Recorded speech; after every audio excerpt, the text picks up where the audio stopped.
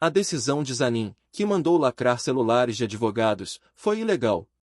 Agora, ao voltar atrás, fez o mínimo, cumpriu a lei.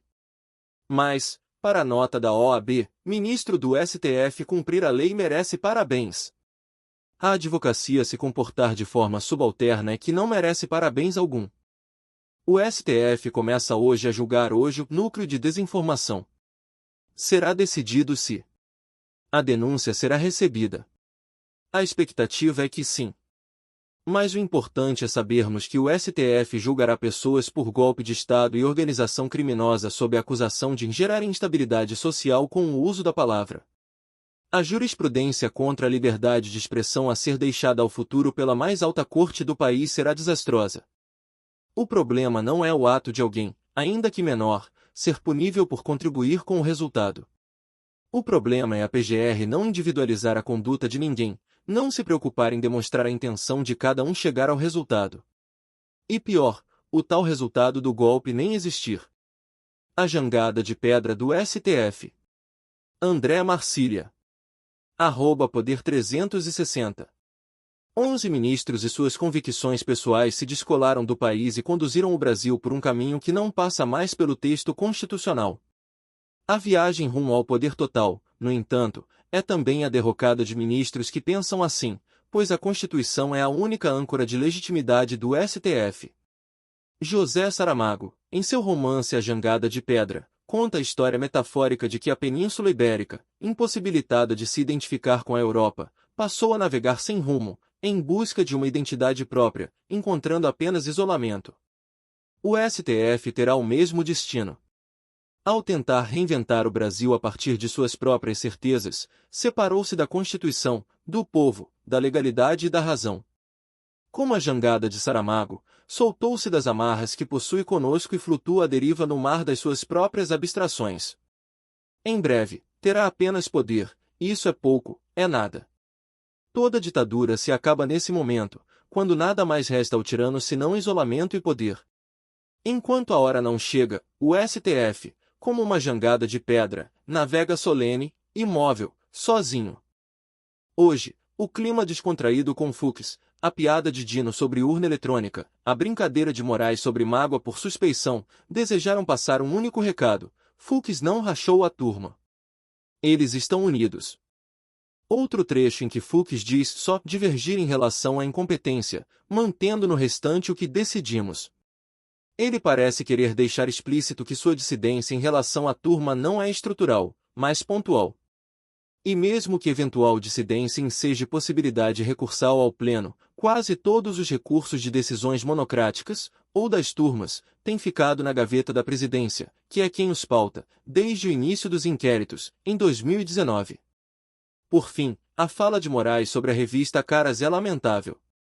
Ofendeu o veículo, dizendo que faz intriga e não é séria, na semana em que se comemora o Dia Mundial da Liberdade de Imprensa.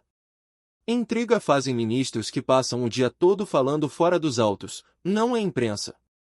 Simplesmente não existe tipificação penal das condutas para tornar réus os 7 acusados de propagar notícias falsas e fazer ataques virtuais a instituições e autoridades, por tentativa de golpe de Estado e abolição violenta do Estado Democrático de Direito.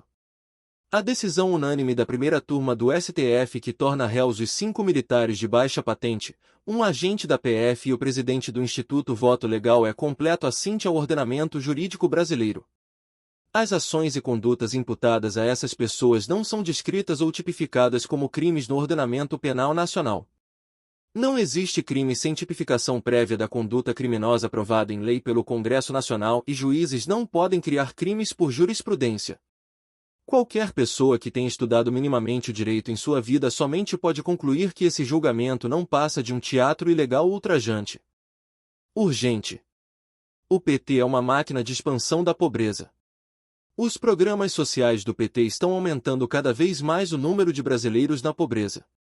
As pessoas não têm mais incentivos para trabalhar e são ensinadas a ficar esperando migalhas do assistencialismo desenfreado do governo petista. Com isso caem na maior arapuca das suas vidas, ficam mais pobres do que se estivessem trabalhando por seu próprio mérito. É só analisar os dados oficiais. Ministro Marco Aurélio, O que o senhor acha da alegação de que uma lei de anistia, para os envolvidos no 8 de janeiro, seria declarada inconstitucional pelo STF? Anistia é decisão soberana do Congresso Nacional. Anistia é perdão, é esquecimento, para apaziguar grupos em conflito. O que faz mal ao país? Anistia para superar conflitos? Ou o enterro, sem direito a velório, da Operação Lava Jato e do combate à corrupção? Não sei se Marco Aurélio volta à Globo News. Eu queria mesmo é que o iluminado ministro explicasse como centenas de pessoas comuns, cabeleireira, aposentados, donas de casa, ou seja, sem foro privilegiado, não tem nenhum deputado ou senador entre os réus, podem ser julgadas em única instância pelo STF, perdendo assim o direito de recorrer assegurado pelo artigo 5º inciso LV, parte final, da Constituição Federal. Trama golpista, STF torna réus 7 acusados por núcleo de fake news. Letras pequenas na linha de baixo da terceira imagem. A manchete acima é da Assessoria de Relações Públicas do Consórcio PT-STF, também conhecida como Globo News. Ela parece ter sido redigida sob medida para comprovar o que disse recentemente o ministro aposentado do STF Marco Aurélio de Mello. O direito não existe mais, o STF faz o que acha que deve fazer. Trama é um substantivo feminino que significa, de acordo com os dicionários, projeto secreto contra a vida ou segurança de alguém, complô, plano. Imaginem que eu tenho um projeto, matar um sujeito que eu detesto. Eu elaboro toda uma trama, um plano, planejo o dia, o horário, o local, planejo que arma usar, planejo como atrair a vítima para uma emboscada, uma trama completa, nos seus mínimos detalhes. Até aqui, que crime foi cometido por mim? Qualquer aluno de primeiro ano de direito penal sabe a resposta: nenhum. Só posso ser punido pela lei se eu dou início à execução do crime, por exemplo, efetuo o primeiro disparo, ou desfiro a primeira facada, contra a vítima. Ninguém pode ser punido por tramar, planejar, o cometimento de um crime. As etapas que o direito penal chama de cogitação e atos preparatórios são impuníveis no direito brasileiro, isso admitindo-se que efetivamente tenha sido tramado um golpe, o que já é em si no mínimo discutível. Quanto aos 7 réus acusados de integrarem um núcleo de fake news, ou desinformação, alguém precisa lembrar aos ilustres ministros do Supremo que não existe crime de fake news no direito brasileiro. Ou melhor, não precisa não. Porque afinal, como disse Marco Aurélio, no Brasil o direito não existe mais. Em tempo, estou num hotel em São Paulo, na TV do quarto só pega Globo News. Ninguém merece. Globo News, debate entre 2 ministros aposentados do STF, Marco Aurélio de Mello e Carlos Aires de Brito, veja a segunda imagem. No encerramento, Marco Aurélio diz: eu e o Carlos nunca perdemos a cidadania, nunca fomos hostilizados pelas pessoas. Alguma coisa está errada. No alvo. O ditador Nicolás Maduro assinou uma parceria estratégica com a Rússia, de Vladimir Putin.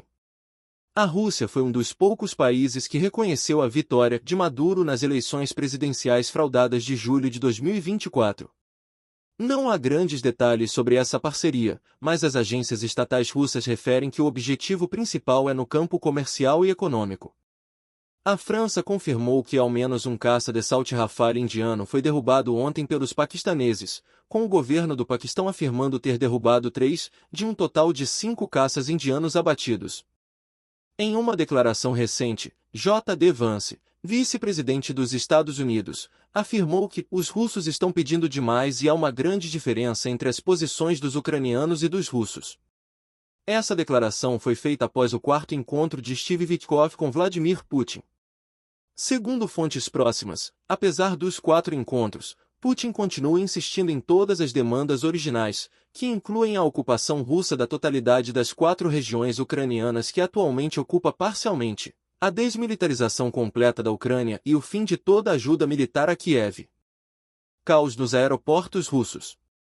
Os voos em Moscou foram cancelados devido a ataques ucranianos com drones contra alvos militares russos na região, causando atrasos e filas gigantescas em outros aeroportos, como no de São Petersburgo. Hoje é o dia em que as comitivas oficiais começam a chegar à Rússia para o desfile de Vladimir Putin na Praça Vermelho, no dia 9 de maio. O presidente Lula está previsto para chegar esta manhã à capital russa, mas com os aeroportos fechados, poderá ter de ser desviado para algum outro aeroporto na região.